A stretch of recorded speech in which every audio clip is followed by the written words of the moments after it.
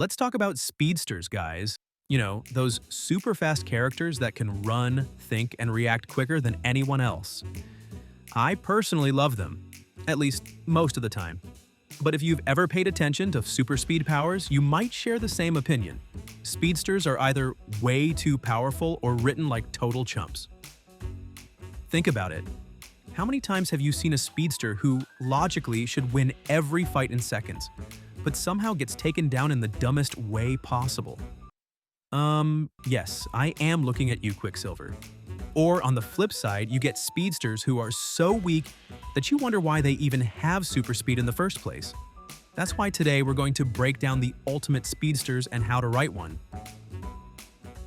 Speed is one of the coolest abilities a character can have. It's bold, exciting, and instantly makes any scene more dynamic. But here's the thing. Just running fast isn't enough to make a great speedster. If that were true, every speedster in fiction would be memorable. But they're not. So what separates the best speedsters from the ones that feel either overpowered or completely useless? Before you even start writing your speedster, you need to decide, how fast are they really? Are they just quick on their feet, like Dash? Or are they breaking the laws of physics, like Metro Man? If a speedster is so fast they can dodge bullets in slow motion, you need to commit to that and not randomly let them lose to something dumb later on. Think of the Flash. Even though I love the Flash, I really do, sometimes he's so fast he can time travel. But other times he gets punched in the face by some guy with a freeze gun and even gets shot by a bullet. Speed isn't just about running fast, it's about perception and strategy. A well-written speedster doesn't just outrun their villains, they also outthink them, because they're experiencing the world at a different pace. This is why Quicksilver's slow motion scene in X-Men is legendary. It shows us how he experiences speed, not just how fast he moves. Pixar's Dash from The Incredibles does this thing too, especially in the jungle chase scene. We don't just see him running, we see how he figures things out in real time, dodging attacks and using his speed intelligently. A truly great speedster shouldn't just be fast and flawless. They need limitations to keep things interesting. Dash? He's a kid. He's still learning. Lightning McQueen? He's fast but reckless. Turbo? He's literally a snail. His speed makes him an outsider. The best speedsters aren't just running fast, they're dealing with what speed means to them. So now that we know what makes a great speedster, let's dive into two of my favorite speedsters, Metro Man and Dash. If you want to write a god-tier speedster, Metro Man from Megamind is a master in doing it right. He's not just fast, he's unstoppable. He moves at such ridiculous speeds that he makes Superman look slow. So how do you write a character like this without ruining your story? The answer? Make speed their burden, not their obstacle. Metro Man isn't just a guy who runs fast. He experiences time differently. Remember that scene where he fakes his own death? He moves so fast that he has time to rethink his entire life, take up music, and disappear, all before anyone realizes he's gone. If this were a fight, it would be over in a fraction of a second. That's why the movie doesn't even bother making him fight. Megamind might be a comedy, but the way it handles Metro Man's super speed is straight-up brilliant sci-fi storytelling. One of the coolest details is how his movement actually creates a Doppler effect with light. As he moves so close to the speed of light, you can see parts of his body get red-shifted or blue-shifted, depending on his direction to the camera.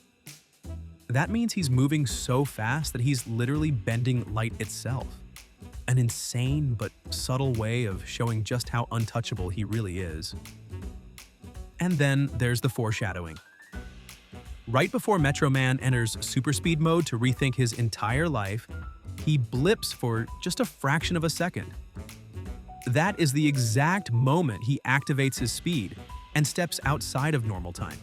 It's so fast that you would miss it, but once you notice it, it completely changes the scene. Also, if you watch Megamind again, the moment after he shouts "Fire!", you can briefly see Metro Man fade behind Megamind. It almost looks like distortion, but it's clearly him. That is how fast he moved, The fact that the animators hid this detail in plain sight is nothing short of genius. That is why Megamind deserves rewatches. If you are writing a speedster this powerful, their struggle can't be physical. Metro Man's struggle? Well, he's too powerful for his own good. Metro Man's problem isn't beating bad guys, he's done that a million times. His real issue is actually boredom. He's so powerful that nothing challenges him anymore. This is why he quits. He's tired of being the hero. He realizes his life has no meaning because he never struggles. The real enemy of such a god-tier speedster isn't a villain, it's purpose. If nothing is a challenge, then what's the point? It's why One Punch Man is so interesting. Saitama can defeat anyone in one hit, so his battle is internal. He's searching for a reason to fight at all. Here's what Megamind does right. It never cheapens Metro Man's power. The movie never has him lose in a dumb way, no villain randomly outsmarts him, and he's not held back by plot convenience. Instead, the movie removes him and his speed entirely. At first glance, Metro Man reinventing himself as Music Man seems like just a funny gag, going from invincible hero to washed-up rock star.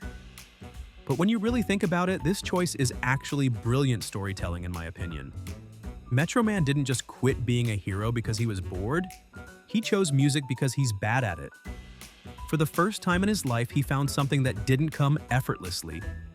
As a speedster, as a hero, as an all-powerful being, everything had always been too easy. But music? Music is hard. It requires patience, practice, and growth. And that's exactly what Metro Man needed, a real challenge. This makes his journey feel meaningful rather than just a midlife crisis.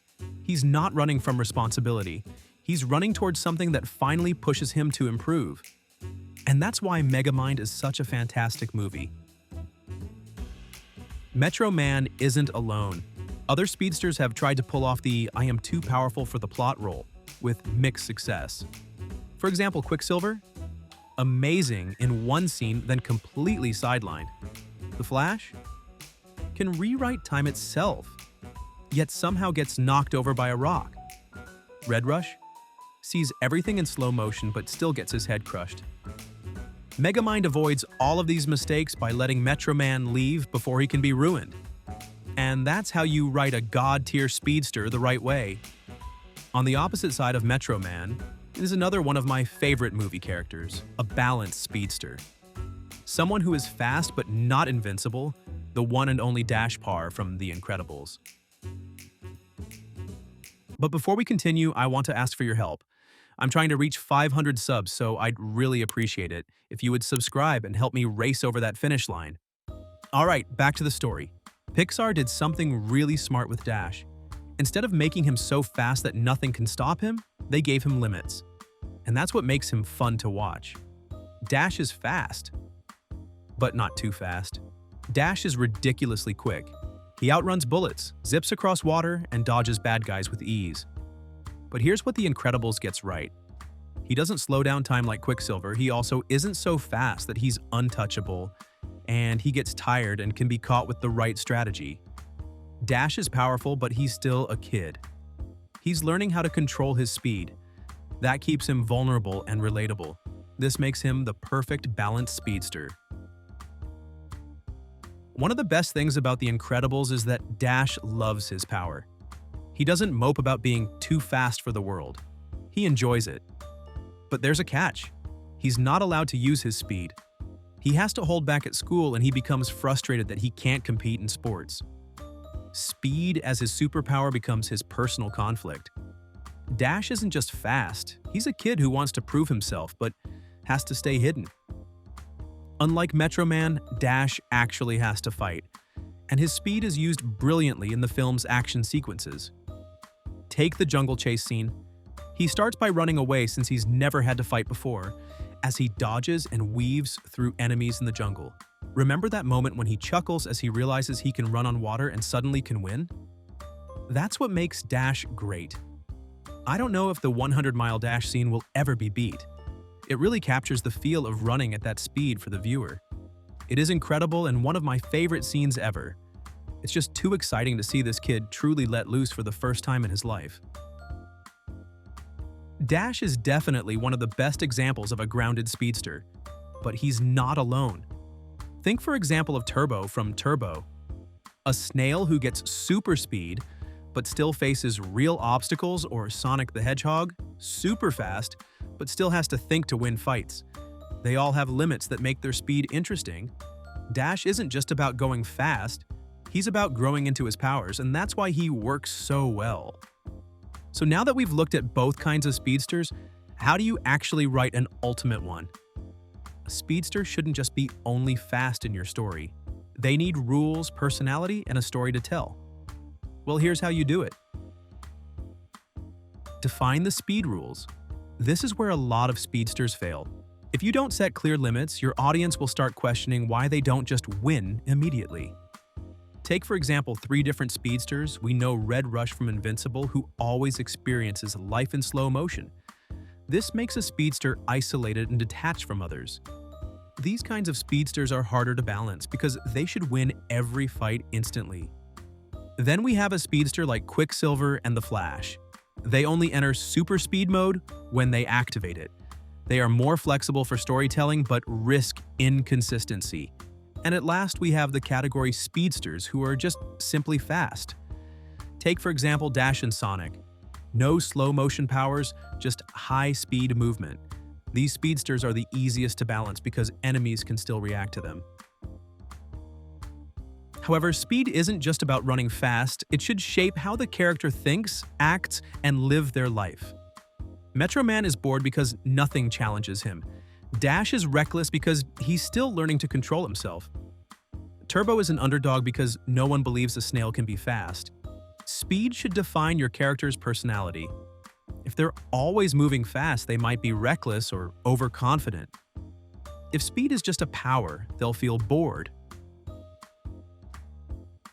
A speedster should never lose in a cheap way. If they're fast enough to dodge bullets, they shouldn't get sucker punched by a slow-moving villain. The right way for someone to challenge or even defeat a speedster without making them look dumb. Make them overconfident. They think they're too fast to lose, so they make a mistake. Trap them. Instead of a punch, they're caught in a cleverly set trap. Tire them out. Speed burns energy fast. They can't run forever. Give the villain a speed counter. A smart villain prepares for their speed, like Syndrome using 0-point energy on Dash in The Incredibles. Good writing means respecting their abilities. If they lose, it should be earned, not forced. The best speedsters aren't just fighting bad guys, they're fighting themselves. Dash wants to prove himself but has to learn restraint. Metro Man is too powerful and has to find meaning. You can ask yourself here, how does speed make their life harder, not just easier? If you write a speedster who never struggles, your story will get boring. They need challenges beyond just running fast. There are already a ton of speedsters in movies. What makes a new speedster different? This is where, for example, Cars and Turbo come in. Unlike superheroes, they use racing as a way to show speed.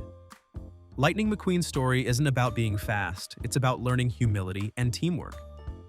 Turbo's story is about breaking expectations, a snail becoming a racer. A new speedster should feel different from what we've already seen. Maybe they aren't the fastest and have to outthink other speedsters, or that their speed comes at a cost like aging faster. So, what makes a great speedster? It's not just about running fast. It's about how speed defines them as a character, and they make us care why they run. They live in a world that can't keep up, where everything moves too slowly, where they're always ahead but sometimes feel left behind. Think about Dash's laughter when he realizes he can run on water, that joy, that freedom. Think about Metro Man standing still while the world rushes past him, realizing he's never truly lived. That's what makes a speedster compelling, not just their power, but what speed means to them. Maybe your speedster runs because they love it. Maybe they run because they're afraid to stop. Or maybe they run because it's the only thing they're good at. But whatever the reason, make us feel it. Because the best speedsters don't just outrun their enemies. They chase something bigger than themselves. And if you enjoyed this video, make sure to like, subscribe, and drop your favorite speedster in the comments.